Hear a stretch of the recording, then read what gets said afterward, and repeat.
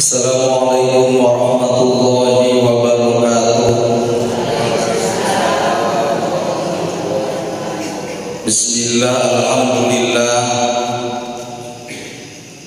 asyhadu an la ilaha illallah wahdahu la syarika lah, wa asyhadu anna Muhammadan abduhu wa rasuluhu la nabiyya ba'da. Allahumma sholli ala sayyidina Muhammad ibn Abdillah wa ala alihi wa ashabihi wa man tabi'ahul huda ila yaumil qiyamah. Rabbi shrah li sadri wa yassir li amri wahlul 'uqdatam min lisani yafqahu qawli. Ya Fatah ya Alim, ya Fatah ya Alim, fathan kabiro. Allahumma afhimna bi fahmin nabiyina wa hifdil mursalina wa bil ilhamil malaikatil muqarrabina. Allahumma akrimna bil fahmi wa hifdi wa qadha'il hawaiz. Amma ba'd. Sugini puji urang sanggakeun ka Dat Maha Suci Allah Rabbul Izzati, muja ka Dat Maha Kawasa disarengan syukur ka Allah Maha Ghaffur. Sholawat disarengan salam mudah-mudahan dilimpah curahkeun ka junjunan alam nyatana habibana wa nabiyana wa maulana Muhammad sallallahu alaihi wasallam, ka kulawargina, ka sahabatna, bahkan ka urang sadaya selaku umatna anu senantiasa berusaha ningkatkeun kataatan terhadap ajaran Nabi. Para bapak, para ibu, ahli pangaosan sadaya nu kusim kuring dihormat. Alhamdulillah wa syukur ala ni'amillah, berkat takdirna Allah dina yeungi urang sadaya tiasa hadir di masjid disarengan ku niat ihtikaf. Mudah-mudahan ku hadirna sehingga jantenkeun wasilah, sehingga jantenkeun cukak lantaran hiji ku Allah Ta'ala dipanjangkeun yuswa bare sehat, dipasihan kagiatan iman sinarang Islam, dipasihan rezeki nu seueur turpinu ku barokah Allah, dipasihan keturunan anu soleh tur solihah, dibimbing ku hidayah taufik serta maghfirah Allah Subhanahu wa Ta'ala. Sadaya ahli pangaosan anu dina saat ayeuna nuju teu damang lahir, teu damang batin, urang doakeun urang sadaya mudah-mudahan sing aya dina kasehatan sabihara-bihari, aya dina kasabaran, katabahan, salawasna aya dina pertulungan Allah Subhanahu wa Ta'ala. Sadaya ahli pangaosan, ibu rama urang sadaya, wargi-wargi urang sadaya anu parantos mulih ka rahmatullah, makaning ayeuna teras-terasan maot teh. Urang doakeun urang sadaya mudah-mudahan anjeunna mulih ka rahmatullah, ditampi iman Islam, dihapunten dosana, ditempatkeun dina patamanan surgana Allah Subhanahu wa Ta'ala. Oge urang ngadua ka Allah Subhanahu wa Ta'ala dina situasi kondisi cuaca panyawa virus anu teu acan selesai, mudah-mudahan ku Allah Ta'ala dihilangkeun di muka bumi, supaya aktivitas ekonomi, aktivitas pendidikan, aktivitas sosial, aktivitas silaturahmi, pengajian, saudara kegiatan masyarakat biasa berjalan sakumaha biasa. Nasalukal ijabah bi barakati ummil Qur'an al-Fatihah. A'udzu billahi minasy syaithanir rajim. Bismillahirrahmanirrahim. Alhamdulillahi rabbil alamin. Ar-rahmanir rahim. Maliki yaumiddin. Iyyaka na'budu wa iyyaka nasta'in. Ihdinas siratal mustaqim. Siratal ladzina an'amta 'alaihim ghairil maghdubi 'alaihim waladdallin.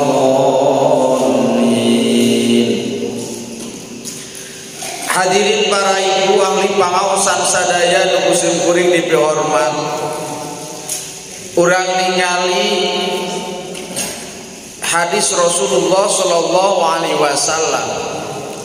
Dina eta hadis teh kumaha carana urang ngelehkeun setan. Di antausna alaika bil taqwallah fa inna jima'u kulli khair wa alaika bil jihad fa innahu ruhbaniyatul muslimin wa alaika bi dzikrillah wa tilawati kitabillah fa innahu nurun laka fil ardi wa dzikrun laka fis sama wa hazin lisanaka illa min khair fa innaka bidzalika taqribu syaiton. Saur Rasul teh kieu pikeun anjeun ngelehkeun setan alaika bitaqwallah. Wajib pikeun anjeun takwa ka Gusti Allah. Nu disebat takwa teh gampang diobrolkeun, sulit dipigawe. Imtisarul awamirillah wajtinabun nawahi, ngalaksanakeun parentahan Allah, ngajauhan larangan Gusti Allah. Bahkan upang mulia-mulia na jalma teu ditingali tina sudut harta jabatan kapangkatan, sok sanaon usahana umpamana saalit, hirupna pas-pasan tapi mampu ngalaksanakeun parentahan Allah jeung ngajauhan Allah, maka eta jalma kategorikeun jalma nu mulia di pandangan Allah. Atawa minimal sering dibahas urang ngalaksanakeun singkatan takwa. Hiji aya huruf T, wau, qaf jeung iya. Jamanut takwa teh kudu boga huruf T. Hartina teh tawadu. Ari tawadu teh rendah hati di hadapan manusia, rendah diri di hadapan Gusti Allah. Lawanna tina tawadu sombong. Urang nanya karena diri, lamun teh mah urang ditanya ku tatangga, teu ngalieu, teu ngajawab, teu nyampeurkeun, tawadu atawa sombong? Yakin sombong? Ayeuna lamun urang digero ku Allah melalui adan, teu ngajawab, teu ngalieu, komo nyampeurkeun, tawadu atawa sombong? Digerok ku salat lohor keur kagagokna pagawean cicing we dina pagawean, sombong atawa tawadu?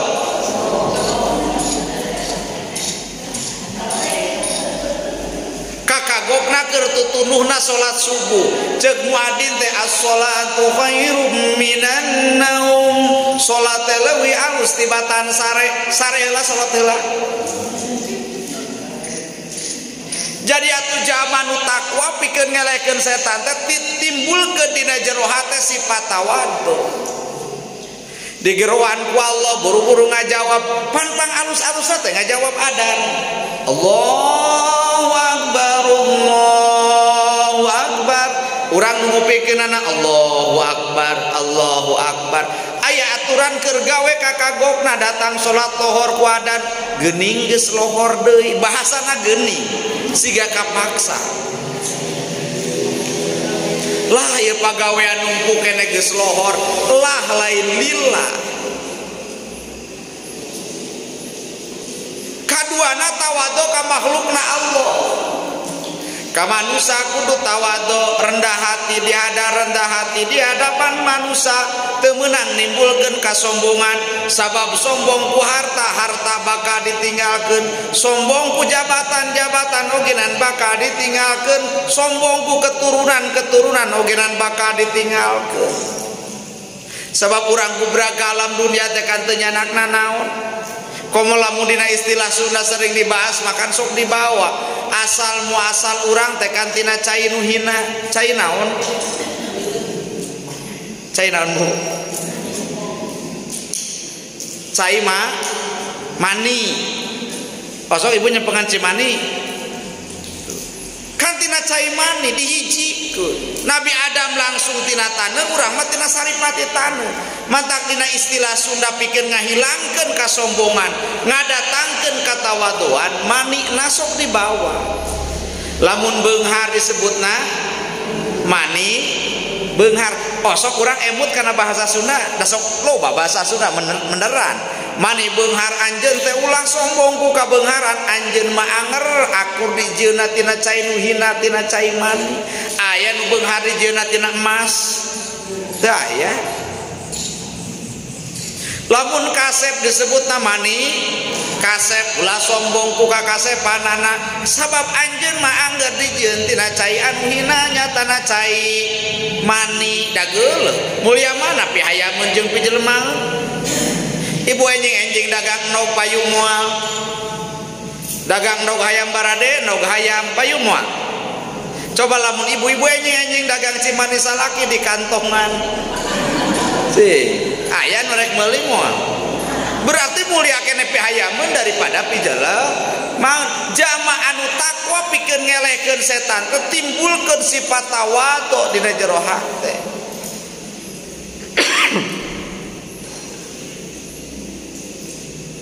Hiji kadua pikeun ngelehkeun setan pengamalan tina katakwaan aya huruf qaf ai qaf teh qanaah. Hartosna qanaah teh gaya hidup sederhana. Oh sok urang sederhana tara berlebihan. Komo lamun urang hirup pupujieun moal pi bener. Sagala dibeli teu butuh ogenan, situasi kondisi ekonomi keur ripuh wayahna urang teh kudu rada ngirit meusan, usaha sulit ekonomi jatuh, hirup qanaah gaya hidup sederhana. Leuheung meureun di urang mah masih kena aya tuangeun aya dangdaunan. Komo nu calik di kota cobi bayangkeun nu cicing di Perum teu boga dangdaunan teu boga nanaon sagala meuli hayang cai meuli. Di urang mah hayang cai tinggal menta, hayang dangdaunan tinggal ka sawah, hayang bebeutian tatangga bogaeun di kebon tinggal menta. Mun aya mah aya keneh teh aya. Qanaah gaya hidup sederhana. Sabab sering dibahas kekayaan sejati teh lain cicing dina harta benda, tapi kekayaan sejati cicing dina jero hate masing-masing. Laisal ginaan kasratil mal walakinal ginaun nafsi. Lain kasupkeun beunghar zaman loba hartana, tapi nu kasupkeun beunghar zaman beunghar hatena. Nu disebut beunghar hate mampu narimakeun kana kenyataan nu terjadi. Dahar jeung peda ulah ngabayangkeun daging hayam boga duit 10.000 ulah ngabayangkeun ka hayang 50.000 beuki luhur bayanganana, beuki hilang rasa nikmatna, hilang rasa nikmatna, hilang rasa syukurna di alam dunia geus disiksa komo isukan di akhirat. La in syakartum la azidannakum wa la in kafartum inna adzabi lasyadid. Lamun anjeun syukuran kana nikmat nu dibikeun ku kami tangtu ditambahan eta nikmat, tapi lamun anjeun kufur kana nikmat nu dibikeun ku kami maka siksa kami kacida peurihna. Qanaah katilu aya huruf waw hartina waw teh waro. Jalma anu takwa pikeun ngelehkeun setan kudu waro. Hartosna waro teh apik, aya apik nu pangluhurna tarkus subhat, aya apik nu panghanapna tarkul muharramat. Ninggalkeun perkara nu subhat, aya nu subhat mah bainal halal wal haram bahwa subhat antara halal jeung haram disebatna teh subhat. Bapak nguseup disusukan aya gurame halal subhat. Anu apik tinggalkeun cing kira-kira sanggup moal. Ibu balik ngaji aya ngaliwat kana susukan gerebeg teh aya gurame, kira-kira ditinggalkeun atau disair? Damelaan erong dipake nyair, bunga lulumpatan di kakanung bebeja kata tangga wah muga gurame ai gurame di kandung ai handap ka mana meuni bakat ku bunga eta teh. Anu apik pisan mah tinggalkeun. ngan urang teh sigana can sanggup lamun ningakeun perkara anu subhan.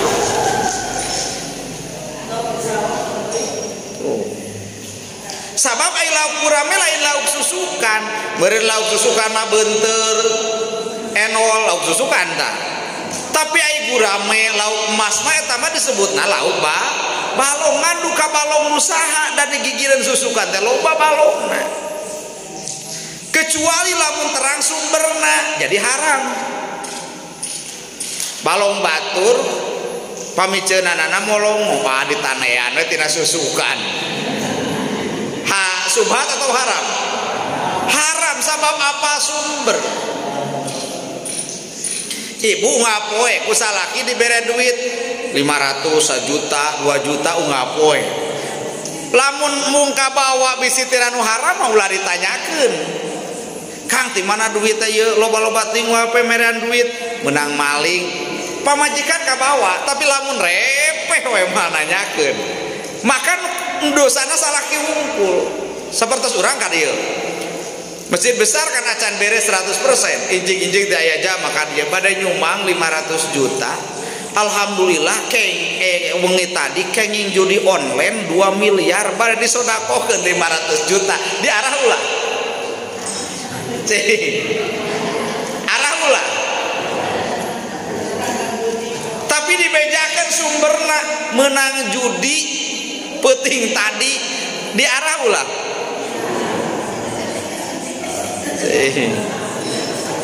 Lamun apa sumberna haram berarti orang miluan. Ari kitu mah aya nu nyumbang kanggo pembangunan masjid besar 500 juta ulah sok ditanyakeun ti mana artosna cokot we ti mana-mana ogena. Ngan ulah ditanyakeun sumberna. Lamun urang apa sumberna berarti heng sumberna tina nu haram maka jadi haram. Kumaha mun keur nyeuseuh mangi duit tina calana salaki? Cing subhat halal haram? Halal.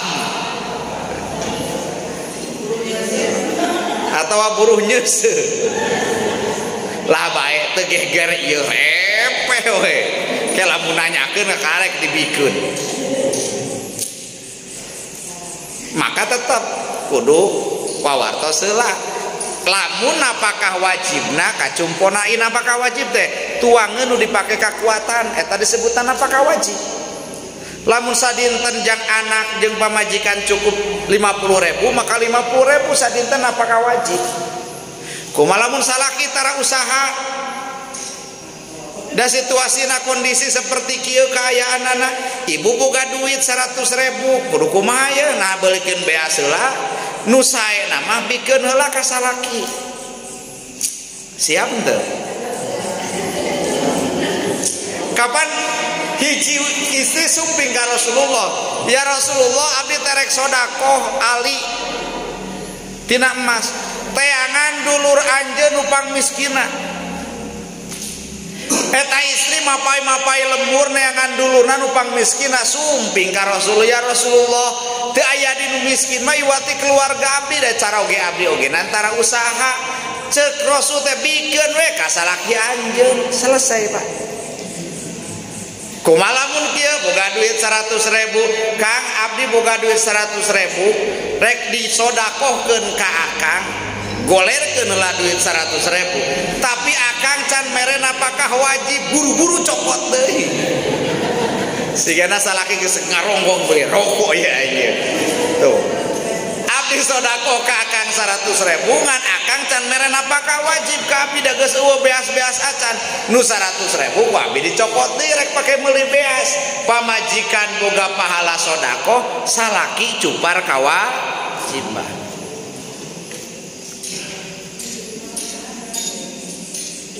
Apik dina situasi kondisi ayeuna oge urang wayahna apik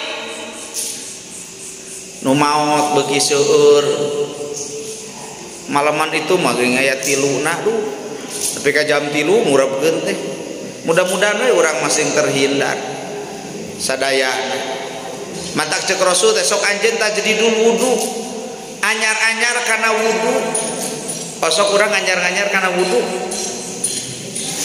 Setiap manggih cai anjeun wudu, rek usaha wudu heula, rek sare wudu heula, arek aktivitas nanaon ogenan wudu heula. Ibu rek geroh manggih cai osok wudu heula tara. Rek nyeuseul manggih cai osok wudu heula.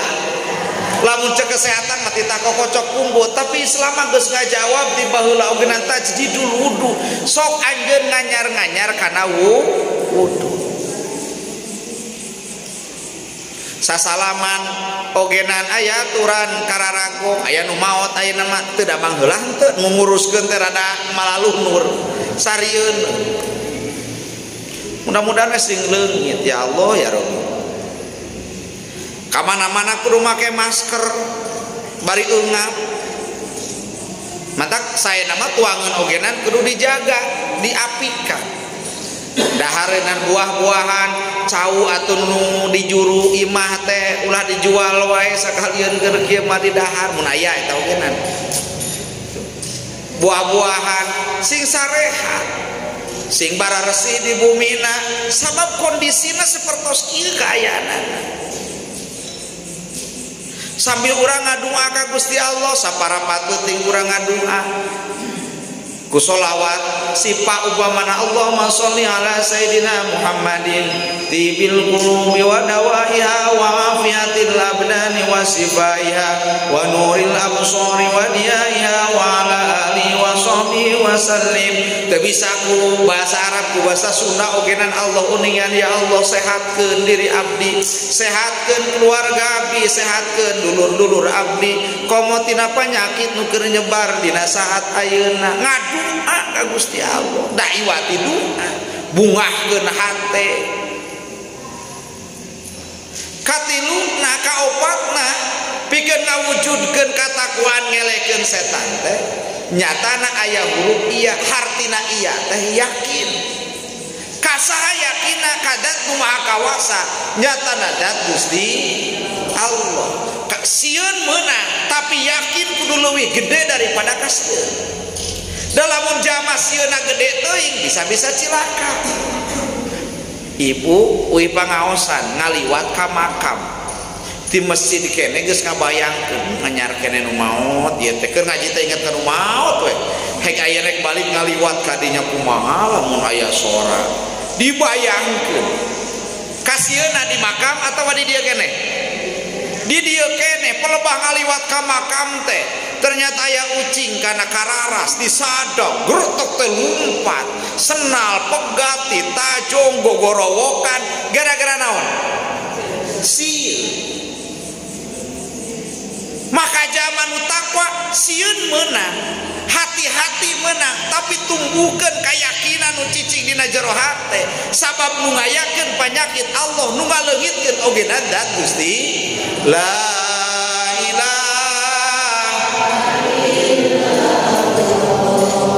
la maujuda illallah di dieu kieu ayeuna abdi tapak damel Allah di dieu kieu ayeuna urang keur calik di dieu kieu ayeuna urang keur usaha di dieu kieu ayeuna urang keur untung di dieu kieu ayeuna urang keur rugi di dieu kieu ayeuna urang keur diuji di dieu kieu ayeuna urang keur teu damang hakikatna adalah tapak damel Gusti Allah. Manusia nganukur dharma usaha jeung ngadoa hasil lain urusan manusia tapi hasil urusan Allah Ta'ala.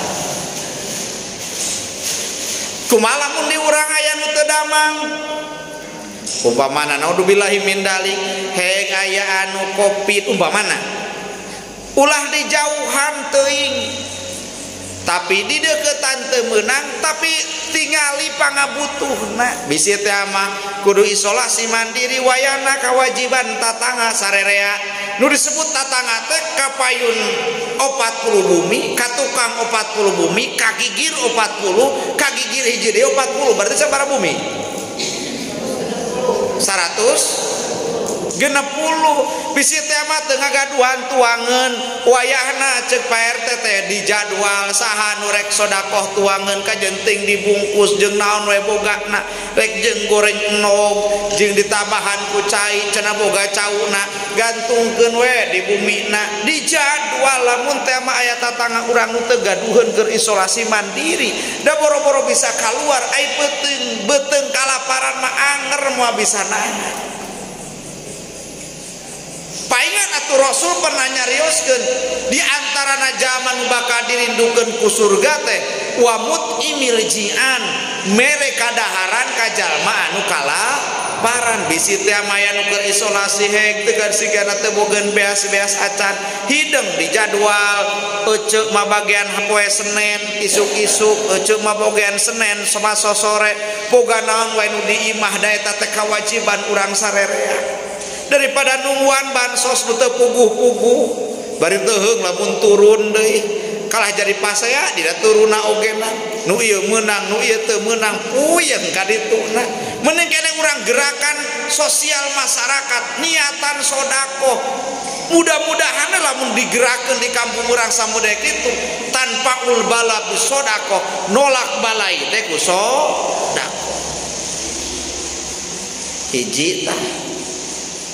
Kadua, pikeun ngelekeun setan teh wa alaika bil jihad wajib pikeun anjeun teh jihad saenyana jama anu jihad fa inna ruhbaniyatul muslimin jadi kamuliaan pikeun umat Islam.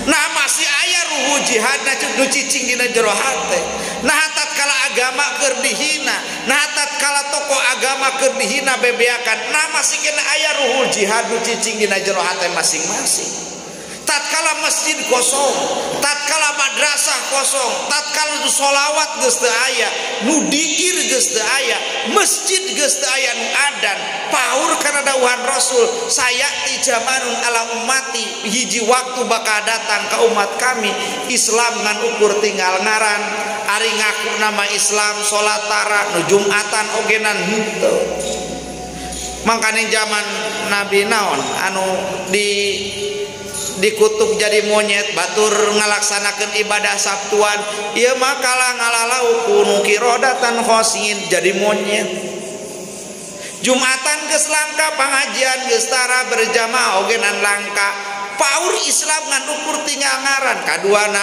Al-Qur'an ngan ukur tinggal tulisan Al-Qur'an nama aya ngan dibaraca tara katiluna nyatana masjid ngan ukur tinggal bangunan masjid kararosong dicaram ogenan kalah atoheun oh urang Gusti baheula meme dicaram ku pamarentah ogenan tara ka masjidna ogenan masjid ngan ukur tinggal bangunan palus-alus aya nu ku emas kubahna aya nu ku inten aya nu sakabehna ku emas batangan tapi nu ngeusianana kosong cek Rasul bakal datang ka umat kami gambaran samudaya kitu maka ruhu jihad nu cicing dina jero hate ku ditanamkeun ka diri urang jeung ka keturunan urang sadaya. Waktu perang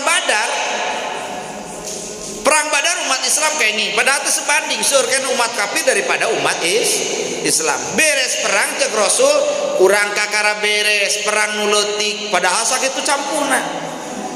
Ya Rasulullah nah aya kitu perang anu kacida badagna aya naon ya Rasulullah jihadun nafsi merangan hawa nafsu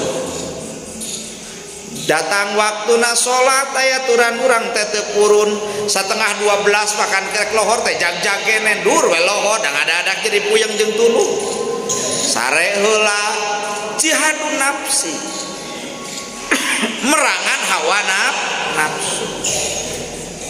Mudah-mudahan urang sing mampu merangan hawa nafsu nu cicing dina dirina masing-masing sabab tujuanana lain rek neangan kanikmatan dunia tapi tujuanana rek neangan kanikmatan nu abadi nyatana kanikmatan akhirat. Hadirin para bapak para ibu ahli pangaosan sadaya nu kusim kuring dipihormat name dua tina tata cara cek Rasul ngelehkeun setan urang muhasabah dina akhir ieu pangaosan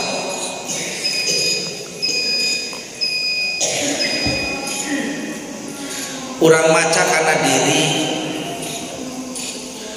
yen umur urang teh didodoho ku malaikat sakapuh mararasaan teh sarek langgeng hirup di alam dunia nepi ka hulu dijieun suku, suku dijieun hulu, berang dijieun peuting, peuting dijieun berang neangan urusan kaduniaan.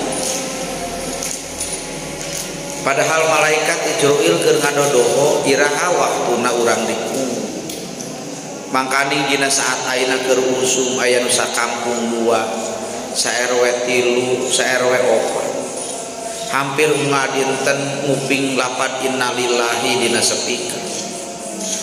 Da situasi kondisina seperti kieu hek lamun teh mah bagian urang dicabut ku malaikat Ijroil mudah-mudahan husnul khotimah hek dosa urang teu pernah diistighfaran teu pernah ditobatan hate selalu mantang karena urusan dunia rarasaan teh kurang jeung kurang urusan dunia padahal kabeungharan cicing dina jero hate masing-masing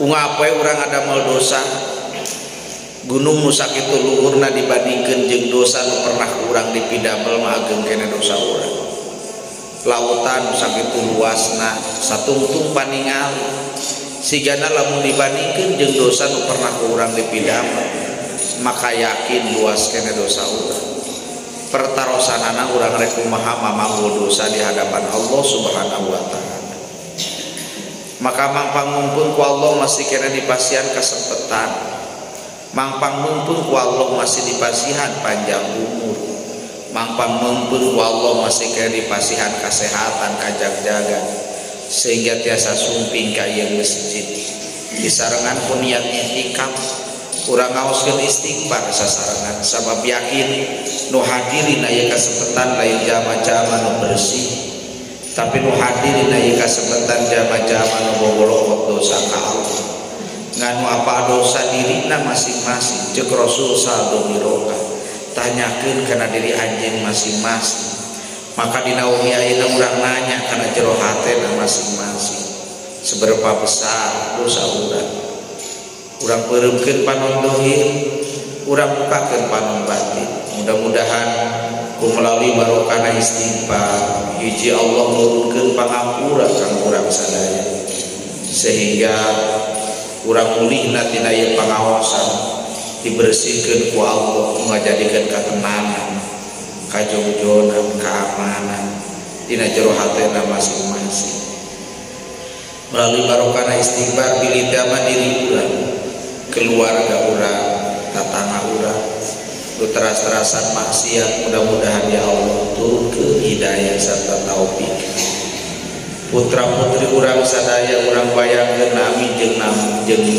jeung wajah mudah-mudahan putra putri urang sadaya sing kalebetkeun putra putri anu saleh anu saleh ibu rama urang sadaya wargi-wargi urang sadaya dina saat ayeuna anjeunna tos aya di alam barza mudah-mudahan anjeunna di alam barza ditampi iman Islamna dihapunten dosana ditempatkeun dina patamanan surgana Allah Subhanahu wa taala melalui barokah istighfar anu sulit milarian rezeki ya Allah jembarkeun rezeki anu ngagaduhan masalah sing selesai masalahna anu ngagaduhan utang piutang mudah-mudahan sing aya jalan ka walunasana melalui barokah istighfar nu parantos masihan ka saya kako ieu masjid besar kecamatan Gurusan baik tanah wakaf pembangunan operasional harta tenaga ilmu mudah-mudahan Allah ngabalas kalawan balasan maklimatnya sakali di urang beukeun panon dohir urang bukakeun panon batin urang konsentrasikeun pikiran hati anggota badan urang pohokeun heula urusan duniawi urang pohokeun heula kahayang urang pohokeun heula kabing urang mantengkeun hate ka Dat Maha Kawasa melalui istighfar urang tarik napas bahwa nafas teh pemasihan ti Allah untuk pernah berbahaya. Astaghfirullahaladzim, astaghfirullahaladzim, astaghfirullahaladzim, wa atubu ilaihi. Astaghfirullah.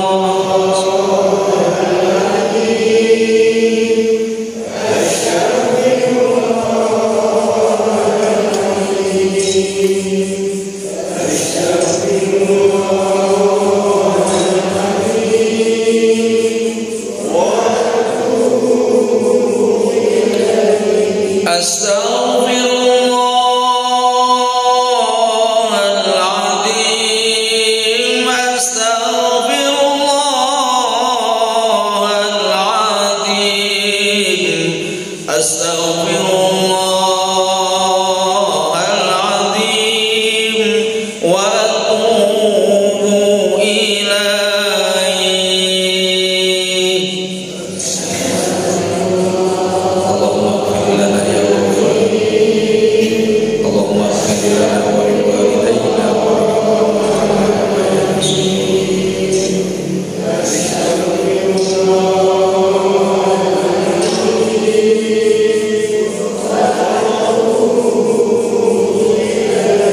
Astaghfirullah Rabbal baraya, astaghfirullah minal khataaya,